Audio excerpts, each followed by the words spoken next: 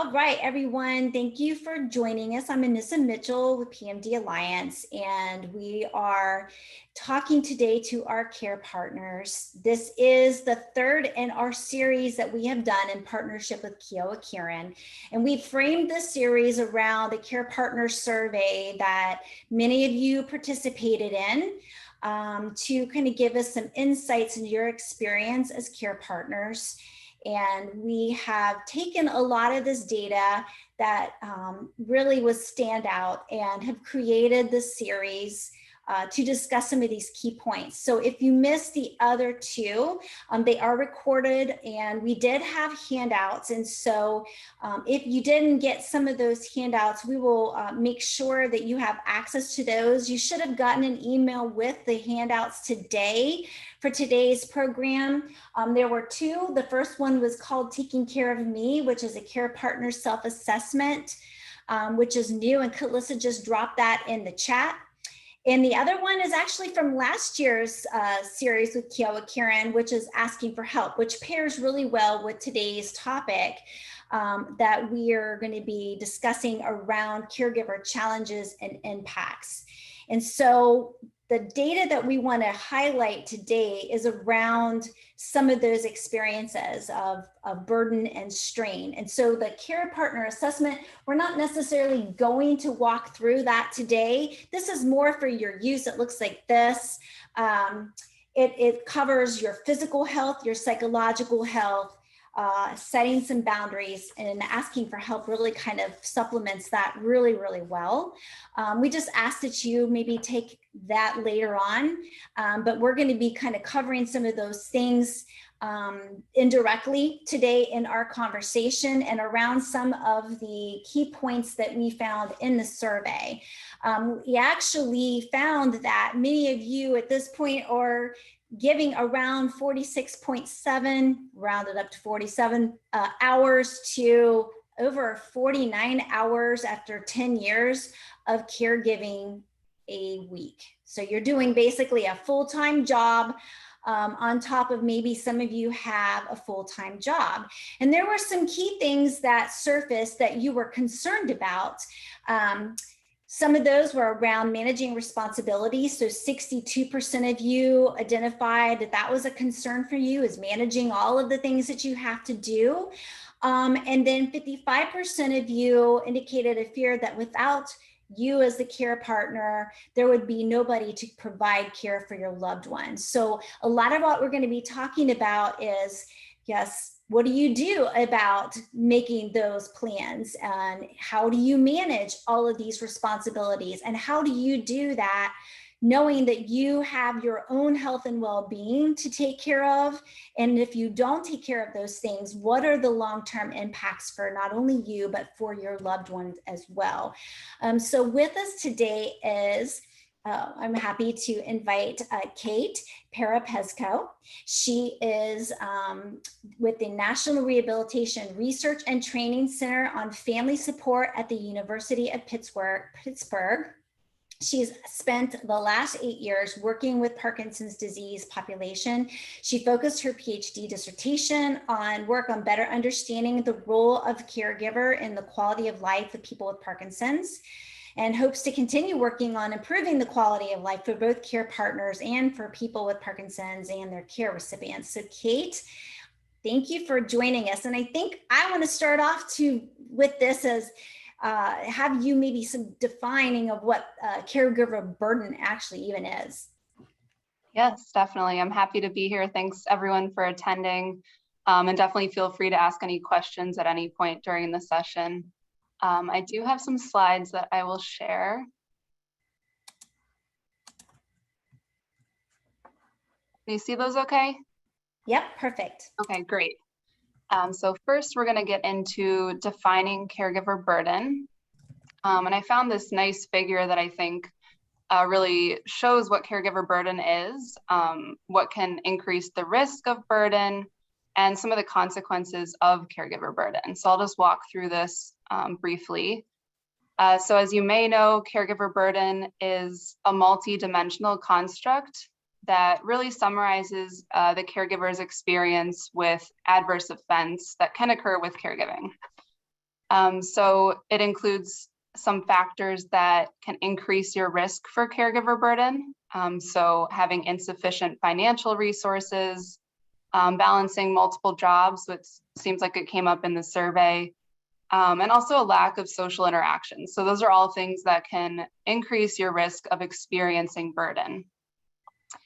And then there are some key characteristics of caregiver burden. So it is something that is different for each individual. It's self-perceived. It's also something that impacts multiple domains of someone's life. So your mental health, physical health, social functioning, and financial well-being as well. And it's also something that definitely changes over time. So caregiver burden can vary from day to day, year to year, based on your own experience, as well as your care recipients. And then something else that we'll be talking about throughout today's session are some of the consequences of caregiving. So if you experience caregiver burden, this can lead to a decrease in the quality of care you can provide to your care recipient. It can also contribute to a decrease in your own quality of life and have some physical and psychological health implications as well. So these are all things we'll talk about a little bit more throughout the session today. But I just wanted to orient us to this idea of caregiver burden first. And then I also wanted to define what burden is in Parkinson's disease specifically, because it does look a little bit different for this population compared to other disease populations. So in Parkinson's disease, caregiver burden is defined as the experience of burden in these 7 domains.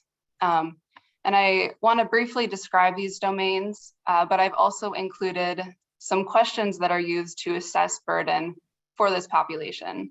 So as I'm going through this, you can look over at these questions and get a sense of whether or not you feel like you may be experiencing burden in these different areas.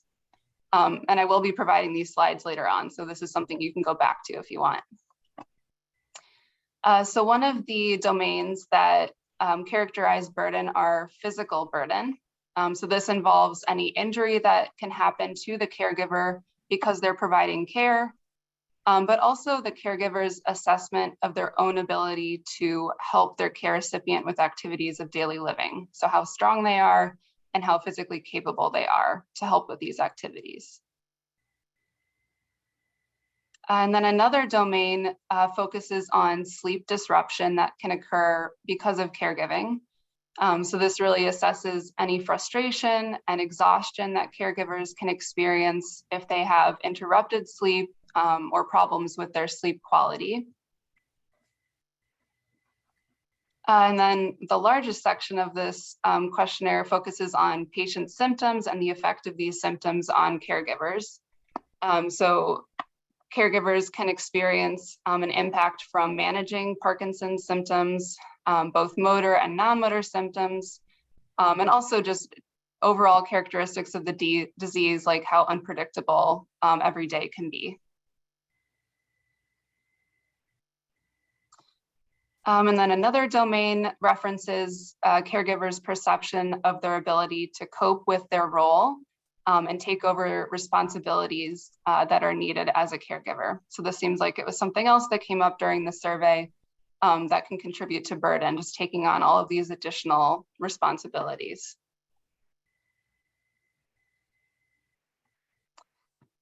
There's also a domain that focuses on managing care recipients' medications, and this can also include monitoring any compulsive intake of medication that can sometimes occur with Parkinson's.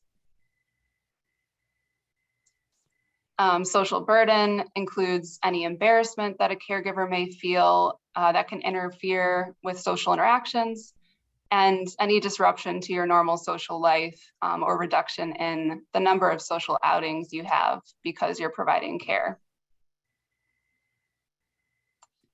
And then the last domain focuses on the relationship between the patient and the caregiver.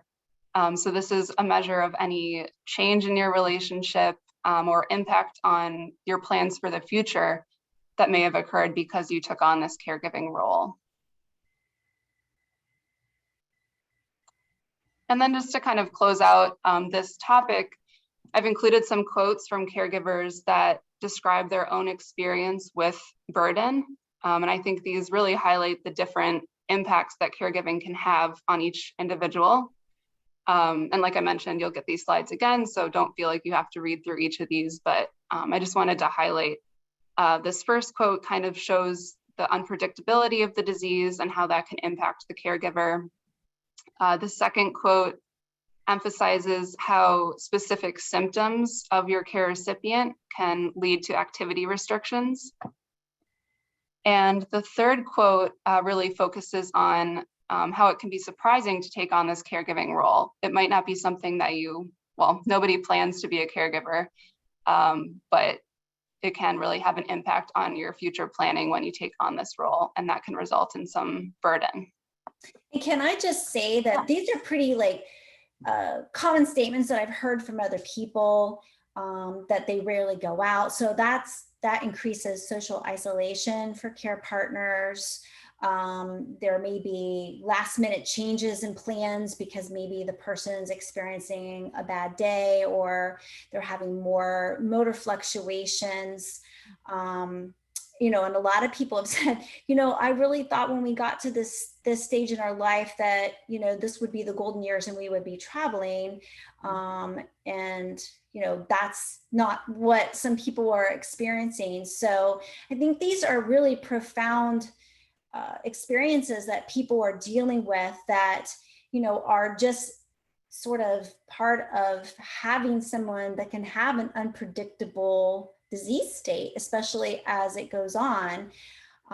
And somebody just wrote in, dealing with non-motor symptoms such as anxiety and hallucinations is very different from dealing with physical symptoms because that person is radically changed. So now you're talking about behaviorally and personality differences versus even physical differences. Mm-hmm.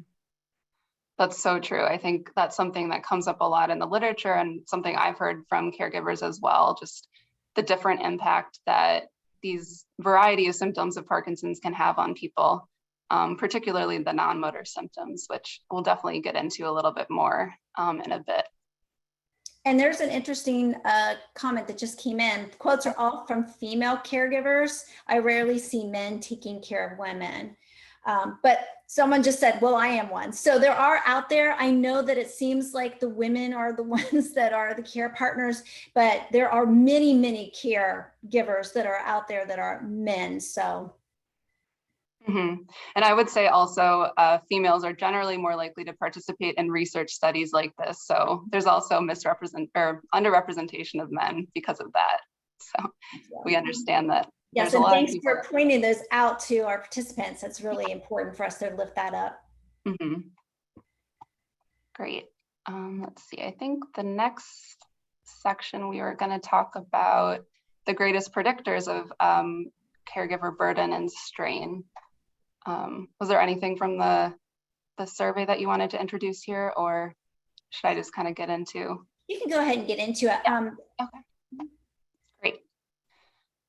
So here I have some of the general categories of predictors of caregiver burden.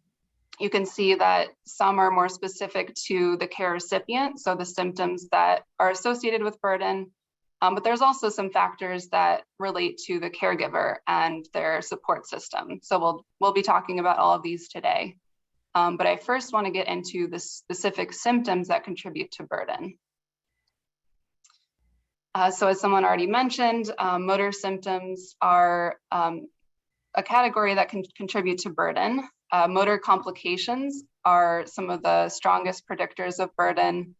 The unpredictability of motor symptoms and the challenges of giving medication on a specific schedule can really limit caregivers' social interactions, and it can drive them to stay at home longer because they have to balance this medication administration. And then there's other symptoms like just time spent in the off state and dyskinesias that have an impact on functional impairment and can make it more difficult for the care recipient to perform activities of daily living. So these all increase caregiver burden as well. And then, as I'm sure many of you are aware, Parkinson's disease can change the way that a person walks, and it can also affect their balance. So symptoms like stiff muscles, rigidity, and slow movement can make it harder to take normal steps. And some people can experience freezing. So all of these things contribute to an increased fall risk, which of course is troublesome for the caregiver to deal with. And then I also want to point out that there are several non-motor symptoms, and in particular neuropsychiatric symptoms that contribute significantly to burden. So I've listed some of the symptoms that come up more commonly in the literature as being strongly associated with burden. So depression is actually the strongest predictor of caregiver burden. People with depression experience greater fatigue and often have reduced motivation. So those are two things that can prevent social interactions, which also have an effect on the caregiver. Anxiety is also very common in Parkinson's. So some people can have panic disorder, social phobia, a fear of falling, or even a more generalized anxiety. And these can lead people with Parkinson's to avoid situations that can trigger this anxiety.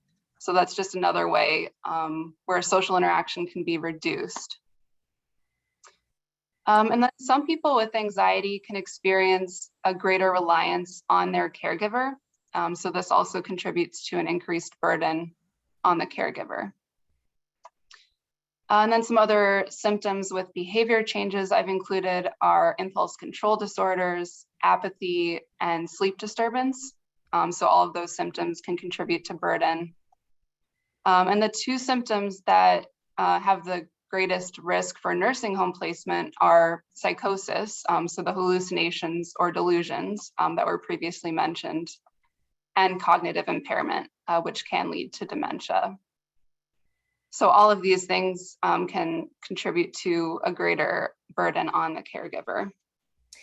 And how does falls tie into that? Because I know, well, I shouldn't say I know. Is there a correlation between falling, cognitive impairment, or even hallucinations, the psychosis? And is there any statistics in terms of the increase of placement for those people? Yeah, so that's kind of the main factor that drives nursing home placement for people with those experiences. So if you have cognitive impairment or even a hallucination where you don't have as much of a distinction between reality and what the hallucination is, some people can interact with that hallucination and they may be less aware of their surroundings. So they could fall because of that interaction. And that's what can really place you at risk for going into a nursing home, because the caregiver may not be able to accommodate that symptom anymore.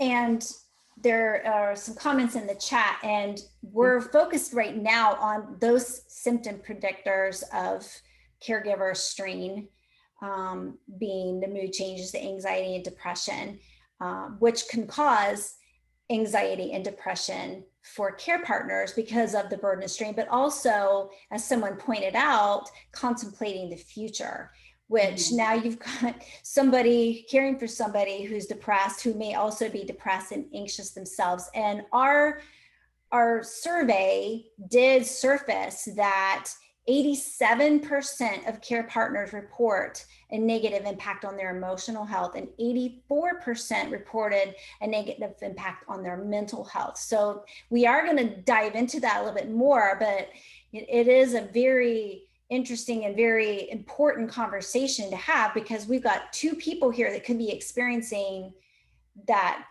problem with anxiety and depression.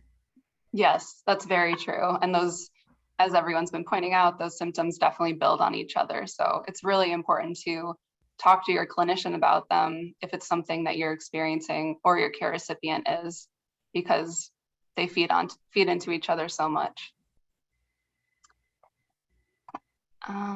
Let's see, I think the next section was going to be on physical health impacts.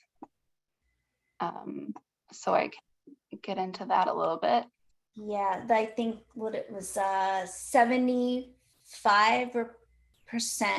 at least in this survey, found a negative impact on the care partner's physical health. So I think it is very important, and it's something that we do ask you to assess with yourself with this toolkit that we send you. Very important. Yeah, so here I just have some findings from the literature on the impact of caregiving on physical health. So many caregivers can experience both direct and indirect physical health consequences. So things like increased pain that can affect your ability to perform regular activities, higher levels of stress hormones like cortisol, reduced sleep quality, and also a higher risk of injury. And there have been a few studies that have also shown there's a higher all-cause mortality risk for caregivers compared to their non-caregiving counterparts. And as we may expect, worse physical health is associated with a higher intensity of care situations, providing care for a longer period of time, and also providing care for someone with cognitive impairment. And we can kind of think about how these consequences may come about. So you can become injured if you're maybe helping someone with walking or getting out of bed. But there's also consequences that result from a caregiver's inability to attend to their own personal health needs. So things like attending doctor's appointments or just having time to themselves. So those are really important to try to get while you're doing caregiving tasks, because it does affect both your own health, but also the health of your care recipient. And I think there's a nice quote here. I think that came out of the survey maybe that just shows the importance of keeping up with your regular checkups. And I want to point out, several people have commented about guilt. And I know we're going to be talking a little bit more about that emotional experience, but that is huge. That guilt for taking time for yourself or for being short with your loved one on your, at that point that you've hit your wall that day, or that you have a resentment that your loved one is dealing with this and it's impacting you. Like, those things contribute to the stress, and those things then contribute to their well-being as well. Mm-hmm. Yes, I actually do have some quotes too that I think get at that point as well. So this first one really shows how people can be afraid to get sick themselves, because that means, someone may not be able to take care of their care recipient or do other work that they need to perform. And the second quote shows how doing different caregiving tasks can impact health or keep you from doing your caregiving tasks. And then the last quote is something that really strikes me every time I read it, that this person felt like caregiving was cutting into their lifespan because they recognized that they were not able to attend to their own care needs. They were kind of devoting themselves to their care recipient. And I want to just point out, and I'm sorry, I don't mean to keep no, but yeah. Like, that is so impactful, because it's not, to me, it's not speaking to resentment that their loved one is dealing with this. There is that piece in it that I think is just a natural response for somebody when they're faced with something really challenging, but it can really impact your own physical and emotional well-being. Even if you love them and you're caring for them and you're all in with it, that doesn't mean that there aren't impacts on you and as a care partner. And I think that a lot of people's guilt is around, well, I shouldn't feel this way. Or I don't have time to take care of myself because of my loved one. And if I ask somebody else to kind of step in, then I'm not being the care partner that I've signed up to be, or, I'm not upholding my vows of marriage if you're married. Like, and the reality is that it's just hard. Mm-hmm. It's just really hard. And it doesn't impact the care partners as much as the person that's diagnosed. Right. That's so true. And I have to say, someone just said, I was managing my wife's care from a hospital bed when I was myself ill. Oh, wow.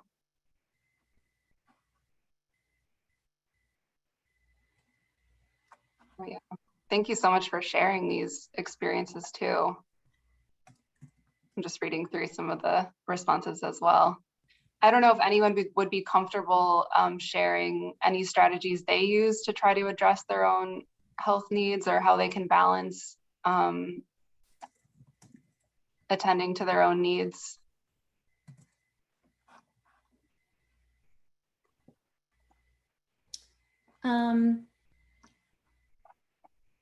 I love, Sheila said, my hope is that one day academics and members of the medical profession will reframe this discussion away from using the burden title, which carries a negative stigma. Not sure what to replace it with, but I would prefer the phrase one attendee use here, caregiver strain. I don't think of it as a burden, although it is a source of strain. That's a very good point. I definitely prefer the word strain as well. Yeah. Oh, yeah. And yeah, putting on your own oxygen mask first. That's a really good point.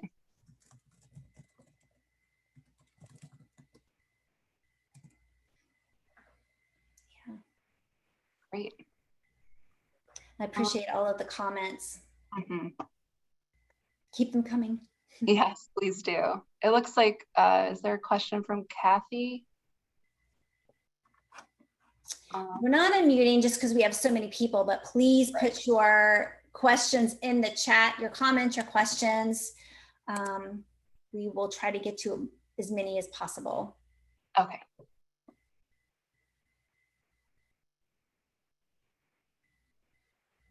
Right. Yes, exercise classes are such a great way to attend to physical health and mental health and social health, everything, for both caregiver and the person with Parkinson's. Right. And I get impatient, angry when my wife has delusions, especially when she thinks I'm somebody else. Controlling that is one of my challenges. Yes, that is definitely something, I think one of the more distressing experiences, because no matter what you say, you can't convince them of the reality. That is a really hard thing to go through. And as the comments are coming in, if you have something you want to say, but you don't want it to be read by everybody, you can direct message me or Calissa, and we'll say it on your behalf. Mm-hmm. All right. And I agree. So sometimes it takes a village. Shouldn't each caregiver have an alternate or someone to help them or give them time off? Yes, yes. Yes, and that's also something, and to Beatrice's point, the support system can really help with managing caregiver stress if you're able to identify those people you can reach out to step in, because taking time for yourself is really important and necessary. And then I think there's some other ways to have time for yourself, like doing exercise classes, meditation, journaling can be helpful for people. But yeah, just finding what works best for you and trying to stick with it, because it is really important. And they are coming in so rapidly. We probably won't read all of them, but I know that, like Cicely said, these are, experiences that are helpful because you don't feel alone. You know that there's other people experiencing them. Mm-hmm. Yeah, and that kind of leads in nicely to the next section where we're going to talk through some barriers to building a support system, which we just talked about as being really helpful for addressing caregiver strain and stress.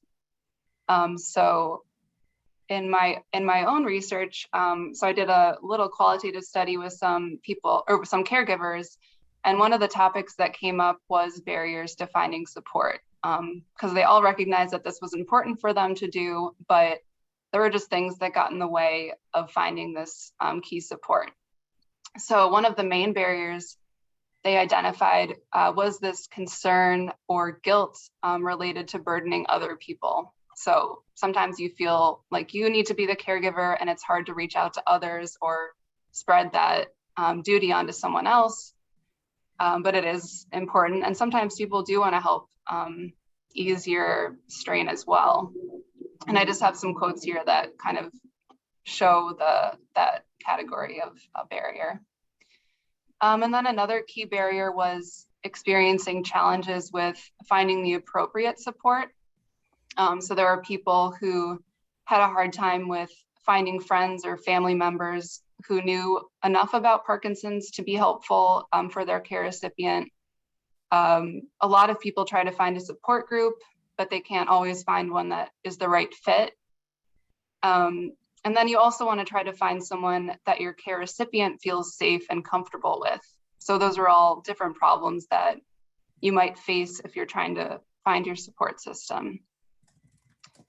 And then another barrier was that sometimes a care recipient doesn't really want to share that they have a diagnosis of Parkinson's, especially early on in the disease. So this can also prevent care partners from speaking with their friends and family about it because they're supposed to keep it a secret at that point.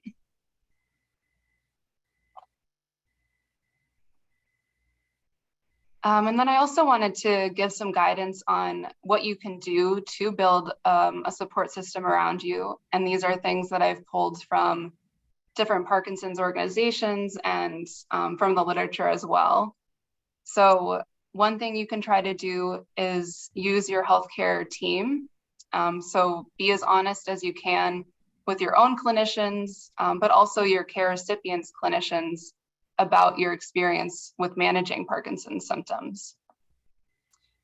It's also really important to talk to your care recipients' doctors about symptoms that are troublesome for you or difficult to manage, because this can actually inform treatment. So particularly with things like impulse control disorder or psychosis, where your care recipient may not be recognizing the symptoms, but you see them. So it's really important to bring those to the attention of the doctor, because hopefully they can manage them with different treatments. And then it's also possible to speak with your care recipient's clinician alone. So if you're worried about talking in front of your care recipient about something, you can always try to speak with the clinician one-on-one to voice your concerns. Sorry, my dog is barking if you hear the background. He's really passionate about this topic. And then another helpful approach, like we mentioned before, is trying to find support from other caregivers. So you can join a support group. And I think after the pandemic, there's a lot of different formats of support groups that exist. So you can go in person, virtual, or there's even asynchronous support groups. So things like message boards that you can speak with people online on your own time. And the last suggestion is to look around you for your own support. So look at family, friends, any community groups you participate in, like recreation groups or through church. Those are all sources of potential support. And it's really important to build up that group in as many ways as you can. And I was curious if anyone in this group maybe has suggestions for building up their support group or support system. Have you used any of these recommendations or found any other methods to be helpful?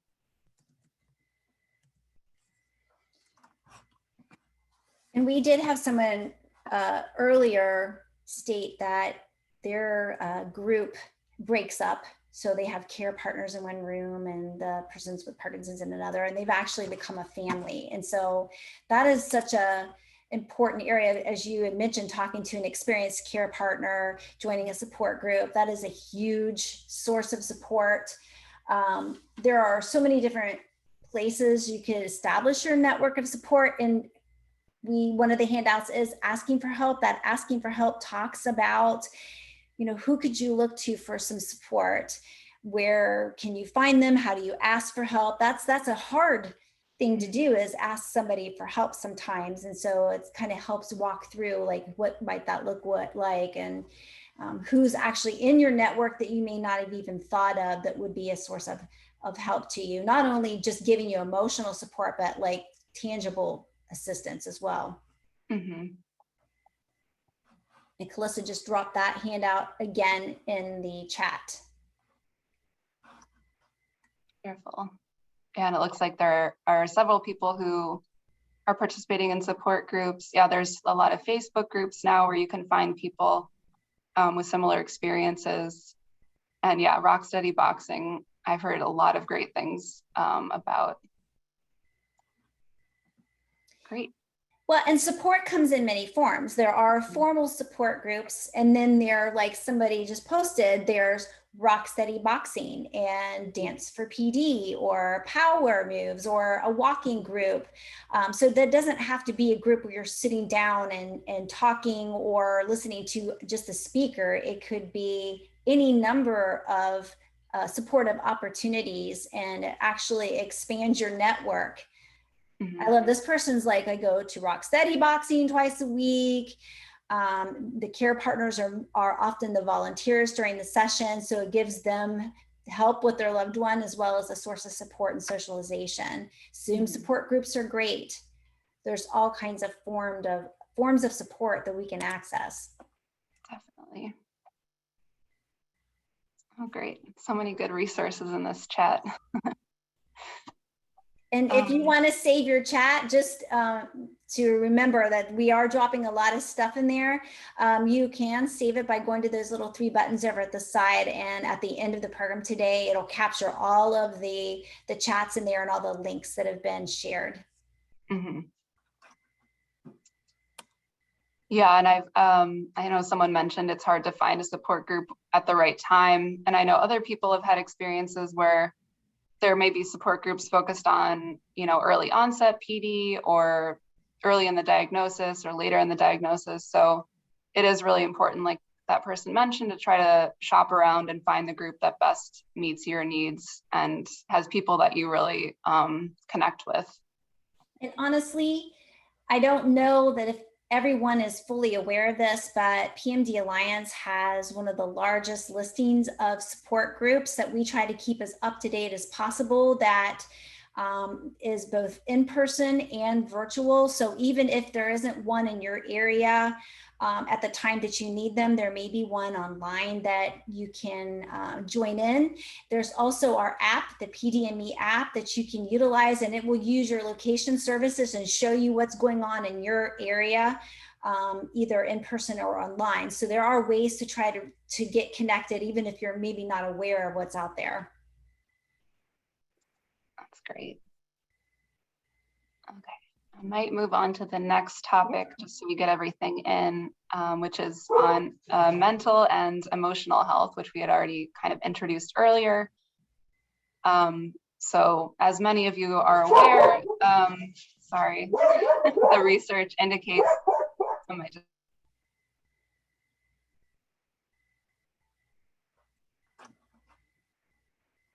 and while she's doing that, living in a smaller, isolated community definitely does make it more challenging.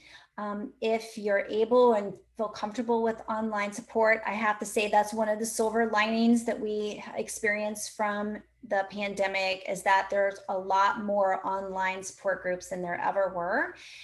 So that might be one option.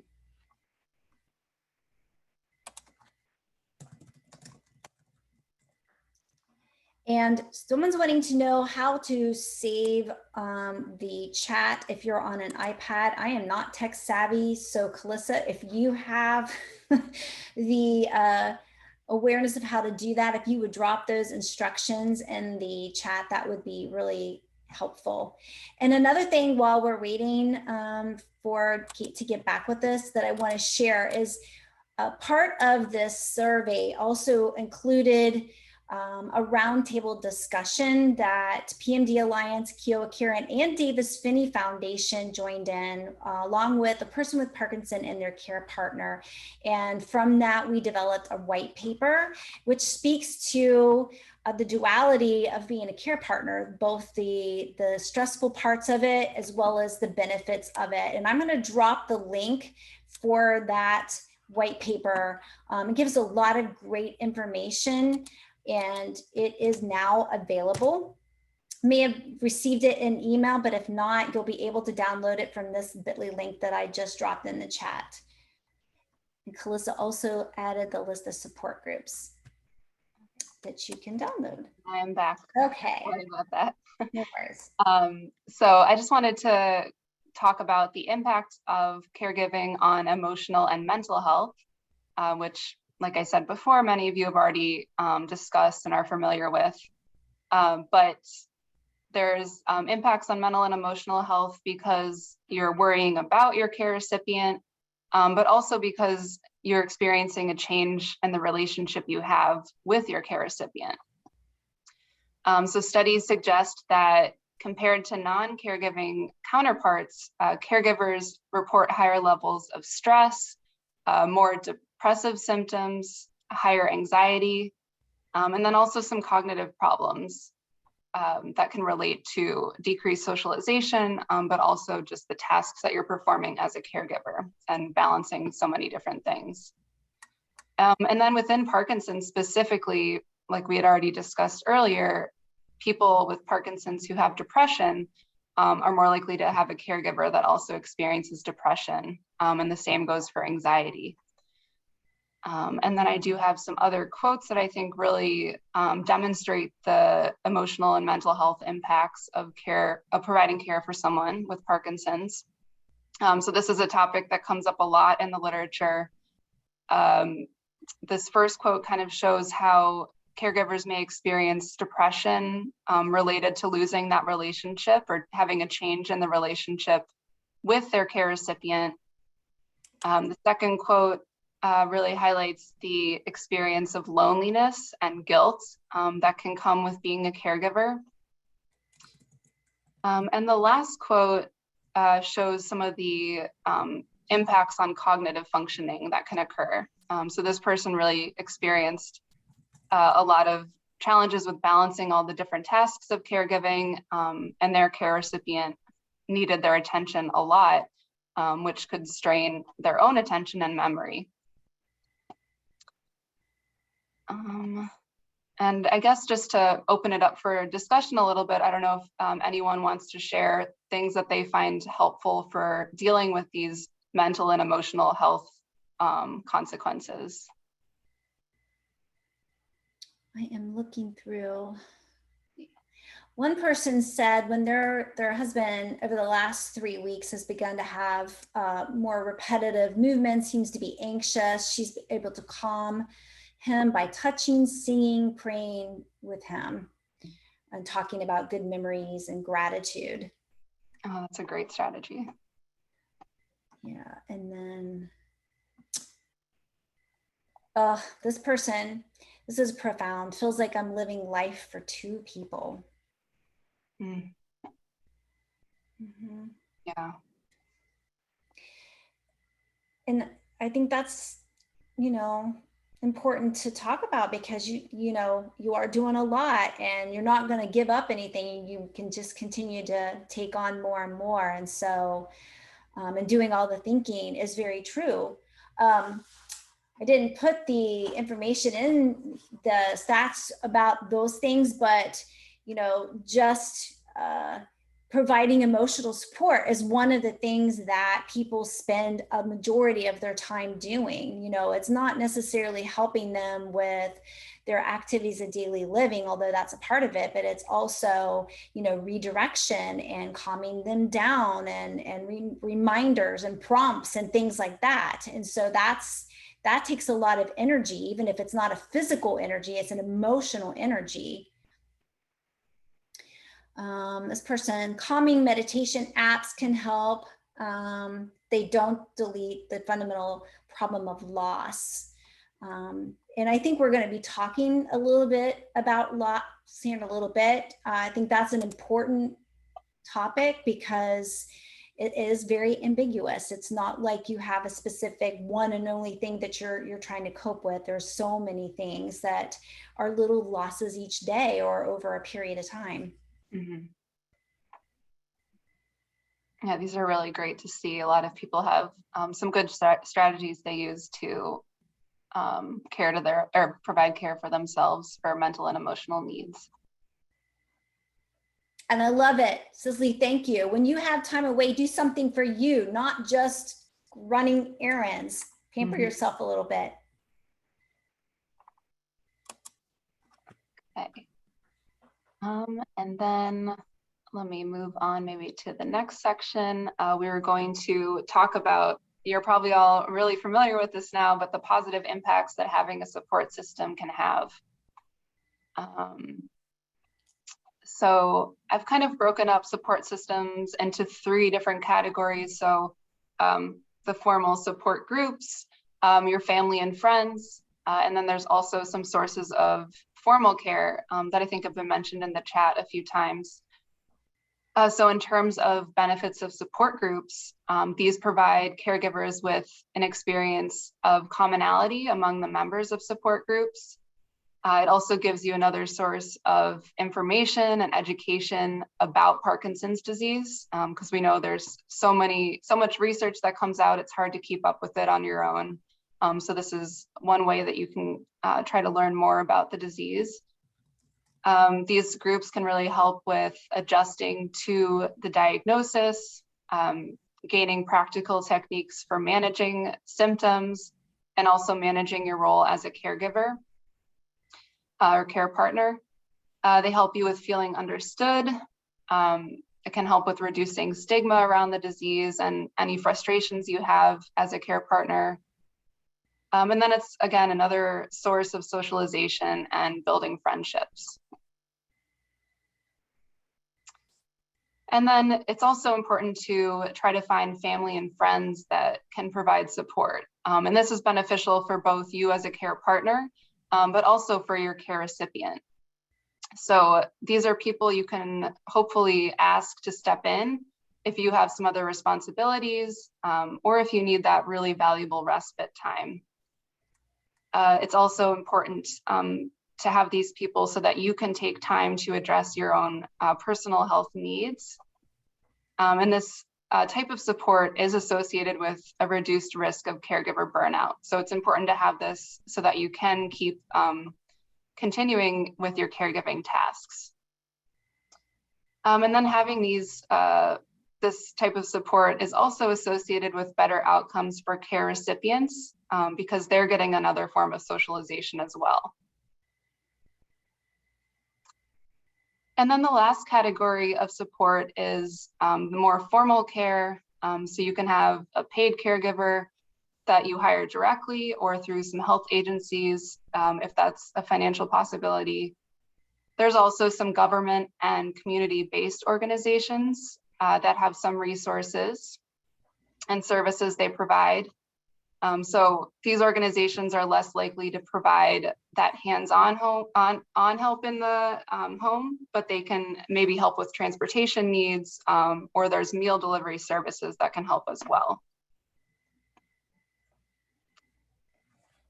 And here I have some quotes that kind of show people who are at different stages of building up their social support system.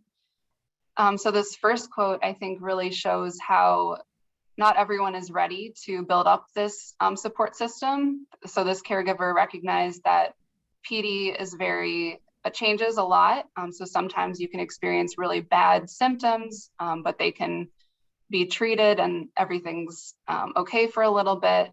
So this person had a hard time identifying when it was appropriate to ask for that support, because maybe things will get better and I just need to wait and see. But I think as we've discussed throughout the session today, it's never too early to find support. And it's always important to build up that support system around you for both your own benefit, but also the benefit of your care recipient. And then the second quote I have really shows someone who has established a support system. They're able to ask their son for help to kind of monitor their partner when they needed to go and do something for work. And that made them feel more comfortable because they felt like he would be safer. And I think that's it for that section. I don't know if anyone has any comments or suggestions for building up a support team that they find helpful. Earlier, someone said that their loved one was a little resistant to having help. And I know that that's been an experience for other people before. So I don't know if you have found any information or solutions in that in your work. I think the earlier you adopt maybe having somebody be a part of that system of support around them, maybe the easier it is, but they get accustomed to having their spouse or their main care partner with them. So that can be a challenge, I think, sometimes. Yes, definitely. And I think it's important to frame it as it's not someone who's necessarily taking care of them, but just someone who's there with them. So it can be a friend that's just, hanging out with them for a little bit. And getting into a routine of that early on can make it less challenging when maybe the demands are a little higher later on in the disease. And I know we're getting close to the end of the hour, but we've referenced this a little bit, but wanted to see if you would delve in a little bit about just coping with some of this ambiguous loss, what that actually is and what that experience could be like for a care partner, and what they might be able to do to kind of walk through that. Yeah, so I again found some really good direct experience from the caregivers that I've worked with. So I think one of the ways that you can experience this loss is this change in your relationship. So you're shifting from maybe partners, if you're providing care for your spouse, to being a care partner. So it's just changing the types of activities you do together, which can be really challenging and hard to deal with. And I think a lot of people can experience some feelings of depression because of this. So it's important to check in with yourself and recognize that you are experiencing this. And I think speaking with others about it is helpful, and getting strategies that work for them and trying them in your own lives. And then if possible, I know this doesn't work with everyone, but being honest with your partner as well, and trying to work through some things together, and helping them recognize what you're doing can be beneficial, because sometimes care partners can feel underappreciated with how much they're taking on. Comment earlier that came in even before we opened up that particular topic was, I have found that being open and honest with our situation with friends and family has helped. That's great. Mm-hmm. Yeah, and I think you never know how someone can help. Maybe they're, not sharing something too, and they have experience, or you never know. It's always good to talk about it if you feel comfortable. And there's some comments about getting their loved ones involved. So, I can relate to my husband becoming a bit self-involved. I'm encouraging him to reach out to friends to check on them, as he can see himself as a helper. Mm-hmm. That's important because, as you're taking on more responsibilities as the care partner, they're giving up things. And so maybe that sense of purpose, sense of identity can be somewhat stripped away, and that can be very painful for them and add to their ambiguous loss, because they're experiencing that also maybe from their perspective, while the care partners are experiencing it from theirs. So I think that is important. And I also saw that someone agreed with that when they got their loved one involved in some community or social activity, it helped to focus on the needs of others. And I think what George is saying too really contributes to that as well, because there is that, apathy and depression that people can deal with, or just going through the changes with Parkinson's, that pulls you away from wanting to have all these social interactions. So it is another thing that care partners often have to do, is really try to push their care recipient to continue to socialize, because it's so beneficial for them as well. Right. And I think that quote at the bottom actually came from the survey. I shared some of the quotes that went along with the topics that we wanted to cover today. And this one, it's very difficult and sad to watch your loved one deteriorate and not be able to function independently. That is grief for both of them. Exactly. Mm-hmm. Well, we are close to the end of our hour. I don't know if there's any last minute questions that anyone has that they haven't asked yet that we could pose to Kate, or any last minute comments. Again, I want to encourage you to save your chat, because we gave you a lot of links to things, including the white paper that kind of talks about both sides of the positive and the challenging aspects of being a care partner, and some things that you can do to kind of help navigate this territory. Someone mentioned earlier, wondering if there was some scientifically backed information on how to manage this. And I think, we've talked about some of them, but it's a different experience for everyone. Everyone's got different support systems, but just getting a support system, getting physical help. So the handout asking for help, is not going to, be the answer to everything, but might help you to really think about what's in your network that can help you get some supports, whether it's tangible assistance, somebody helping you with errands, or coming to sit with your loved one so you can get out and do things for yourself, to just having someone emotionally that you can talk to, engaging in a support group. And then that assessment, taking care of me, that's important, because we often get so focused on taking care of our loved one that we're not taking care of ourselves. And it's just kind of, making you tangibly go through and asking yourself, am I drinking enough water? Am I going for preventative healthcare checkups, not just sick checkups? Or am I even taking care of myself when I'm sick?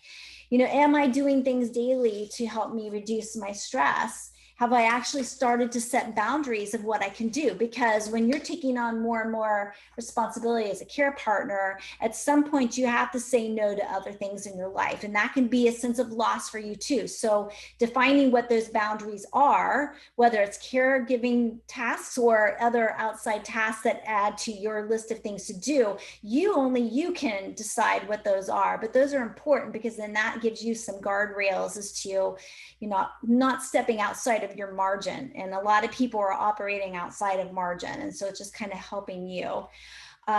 So again, there is a recording of this that's going to be up. It'll probably be up either tomorrow, Thursday, or Friday.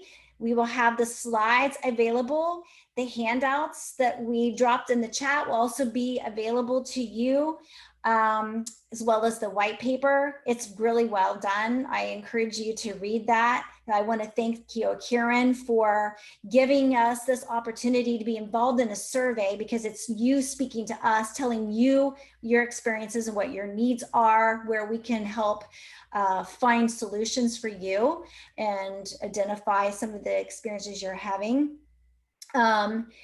So I want to thank them for that and for the series. And if you didn't get to attend the other two parts of the series, all of that is up on our website, and we have the entire toolkit that goes with that. So we want you to have access to that. And I want to thank you so much, Kate, because this was so wonderful. All of the information you added to this discussion has just really been very helpful.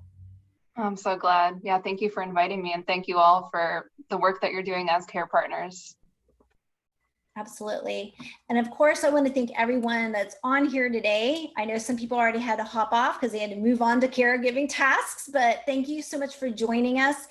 And in PMD style, I want to give you, Kate, something that you've not experienced before as one of our first time speakers. PMD is our wave of gratitude. So everybody wave to Kate. Tell them thank you so much for being such a wonderful expert in this field and for your dedication. Thank you everyone for joining us, and we look forward to seeing you again soon.